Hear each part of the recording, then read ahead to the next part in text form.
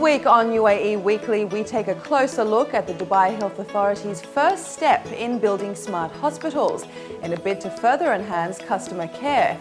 We speak to Mohammed Abu Asaker, Public Information and Communications Officer for the UNHCR, on the partnership between the UAE and the UNHCR and the current Syrian refugee crisis. And 4 decades later, we see why Haider Hospitality remains a distinguished player in Dubai's hotel market. In line with the Smart Government Initiative launched by His Highness Sheikh Mohammed bin Rashid Al Maktoum, Vice President and Prime Minister of the UAE and ruler of Dubai, the DHA announced that it will deploy 3,000 Android tablets across their healthcare facilities.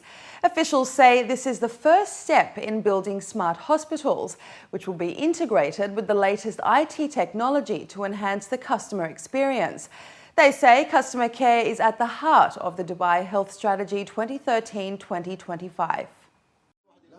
Enabling patients to continue access to the world outside of their hospital beds is a vital part of healthcare, according to experts. In the next 3 months, 3,000 Android tablets will be set up in waiting areas and beds across 14 DHA primary healthcare and specialty centers, as well as hospitals. In addition to providing complimentary access to the internet and social networking sites, His Excellency Engineer Isa Al-Maidur, Director General of the DHA, says this will serve as an important communication platform. When I get a feedback from the customer, through that I can develop and improve. If I give my services to the customer online, he can have access to a lot of the services without, being without requirement to, come into the DHA places or premises, So it's very, very important means of communication where you can get the service, or you can give the comment, or can reserve the appointment, access the test result. All these are very important to the people. With the tablets aimed at significantly enhancing the delivery and management of healthcare, 30 devices have already been installed at the Nad Al Hamar Health Center. Dr. Faisal Ali Musa, chairman of FAM Holding, says their login tablets platform developed at FAMTech is the world's first content-based prepaid tablet rental solution. The system is smart, and it's completing the vision of Sheikh Mohammed bin Rashid by converting UAE government to a smart government. So this is what we are going to provide initially. Dubai Health Authority's roadmap towards total IT solutions will include the electronic medical record system, the health information system, and smart hospitals, which they hope to implement in 2 to 3 years. More tablets will be added throughout the healthcare services in the project's latter stages. From our side, the investment, it's around 6 million dirham, but there is also investment from DHA to provide the infrastructure, which is the Wi-Fi. So that's different budget. This system is a flexible system. We are going to customize it for hospitality. We are going to customize it for education.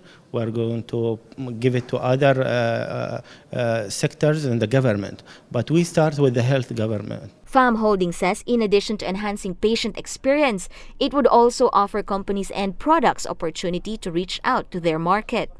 In 2011, DHA introduced smartphone applications that allow residents access to a variety of services such as viewing appointment details, checking medical test results, and many more.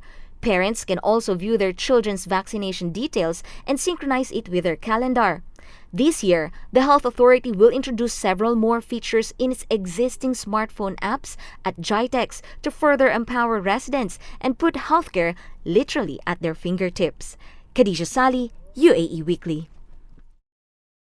The United Nations High Commissioner for Refugees is mandated to ensure the international protection of displaced people worldwide. The UNHCR promotes the basic human rights of refugees. It helps them relocate to their homeland when conditions permit, integrate them into a place of safety, or resettle them in third countries. Currently, the UNHCR is responsible for 45.2 million displaced people worldwide, and this is increasing with the largest humanitarian crisis in the 21st century, Syria. Although the UAE government is playing a vital role in supporting the humanitarian efforts, more still needs to be done. We sat down with Mohammed Abu Asaker, Public Information and Communications Officer for the UNHCR, and found out how the UAE government is contributing to the humanitarian efforts and how the greater community can assist as well. Now, the UAE has had a long history of cooperation with the UNHCR. Even earlier this year, the High Commissioner was here in March. The UAE also serves as one of the main hubs for its disaster relief program, as you have based your largest global emergency stockpile in Dubai's humanitarian city since 2006. Tell us a little bit about the partnership between the UAE government and the UNHCR and how this has progressed over the years. We have a very long history with the United Arab Emirates and the local NGOs in partnership in working in a humanitarian field. This started like 1986, and the first kind of like actual cooperation between UNHCR and local NGOs started in 1999 in the Kosovo crisis. And at that time there was a national campaign led by the late Sheikh Zayed, and this national campaign donated, actually fundraised 158 million dirhams for the people victimized by the situation in Kosovo. And that was like one of the biggest humanitarian support to the refugees back then. And the United Nations Secretary General back then, Kofi Annan, sent a thank you letter to late Sheikh Zayed to appreciating the role of the United Arab Emirates in supporting a humanitarian crisis. After that, in 2000, actually there was a kind of partnership between Khalifa Foundation and UNHCR in reconstructing the houses being after the situation in Kosovo. And in 2005, there was the situation in Sudan and Yemen, and all the humanitarian crisis been working. UNHCR been working close with the UAE Red Crescent. In 2007, there was the Iraqi situation, and all the refugees in Syria and Lebanon and Jordan. There was like more than 2 million of those refugees, and His Highness Sheikh Khalifa, the President of the United Arab Emirates, donated $10 million to UNHCR in support to the humanitarian assistance being provided to the refugees. In 2008, there was the situation of Libya, and within all the crises afterwards of the Arab Spring, and we've been working closely with the UAE Red Crescent, and there was a camp, UAE camp in Shusha in Tunisia. We've been working closely on that. Now in 2011, and within all Arab Spring situations, we witnessed the Syria situation as like one of the biggest, it's the biggest humanitarian crisis in the 21st century. And we're working in partnership with the UAE government. We just signed an agreement, an MOU with the UAE Red Crescent to work in coordination in the field. There is a UAE refugee camp in Jordan, and it provides an excellent services to the refugees, Syrian refugees in Jordan. It includes like 3 hospitals and schools, and provides 3 hot meals a day for every single refugees, and it receives the most vulnerable refugees being sent to the UAE Red Crescent camp. And you know, the High Commissioner was here in last March as an honorable guest for the DHAD Conference on Humanitarian Situations, and we have the biggest humanitarian stockpile for emergencies in the world, based in Dubai, and it provides a humanitarian assistance to more than 350,000 people within 72 hours. And this is a kind of generous support donated and hosted by the Dubai government. And just for the UNHCR to have the stockpiles there, it's like amazing, and it's an example of a humanitarian assistance being provided to people in need in the field. Now, the UNHCR recently sent one of this year's largest aid shipments to Syria. 6 trucks were dispatched.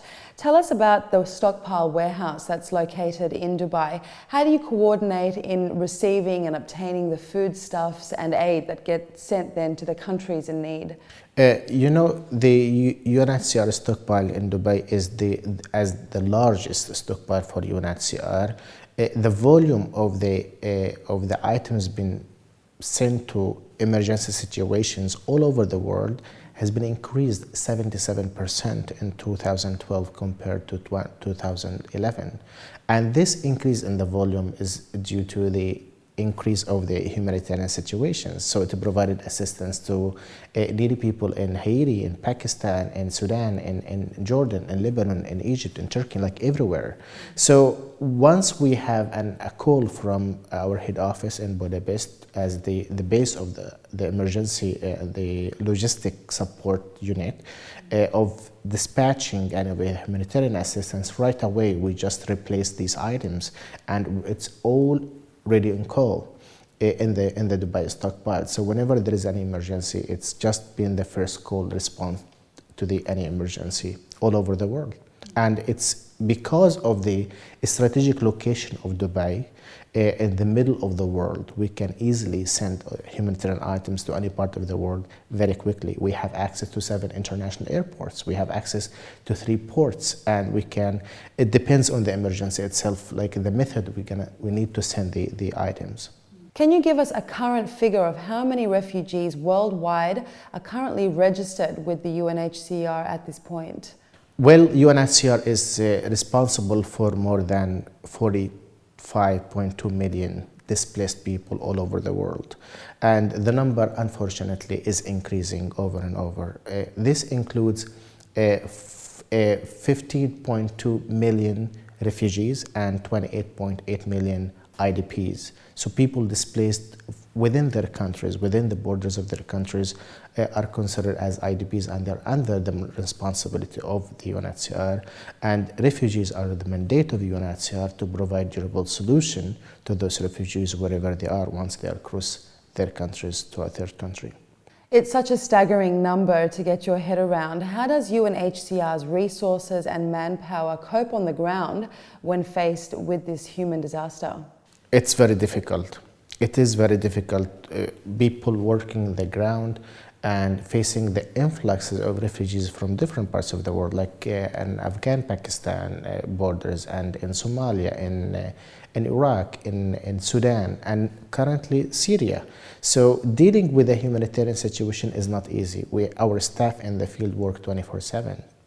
They are there to provide first response, to provide shelter, to provide food and drinkable water to those refugees crossing the border seeking protection and assistance. And we are there to provide this kind of assistance, and after that to provide the shelter for those refugees and to maintain providing humanitarian assistance until we find a solution, either to go back home or to be integrated within the host community, or to find a resettlement in a third country for the refugees. So talking about the Syria situation right now, it's, as I mentioned, the largest humanitarian situation in the 21st century, and it's the largest displaced situation for the last 20 years. And we witness like the number of Syrian refugees themselves are almost 2 million now, and more than half of them are children. 75% of them are women and children, and they are vulnerable people, and they need like a special kind of assistance. And it's just a shame and sad to have this kind of figure increasing as victims of the war going inside Syria, and with no end and with no sight of any solution anytime soon. Those people need help, and the situation, the emergency itself, is beyond one organization's capacity. It's beyond one state capacity. We hope all neighboring countries to maintain their borders open, to let these people get in and to get the protection needed. And we are working with all international organizations along with hosted government to provide this kind of assistance. And in order to maintain this kind of assistance being provided to the refugees, we need money. So UNHCR, along with another 120 organizations, issued an appeal requesting $5 billion for 1 year to provide a humanitarian assistance, life-saving assistance, which is considered as the largest appeal in history. So far, we have only 38% funded. We are underfunded. So we can do whatever we can within our available resources, but we need money, we need assistance to provide the smile and the hope for the lost generation now in the neighboring countries. We will go to a short break now, but up next we continue our conversation with UNHCR's Public Information and Communications Officer. Stay with us.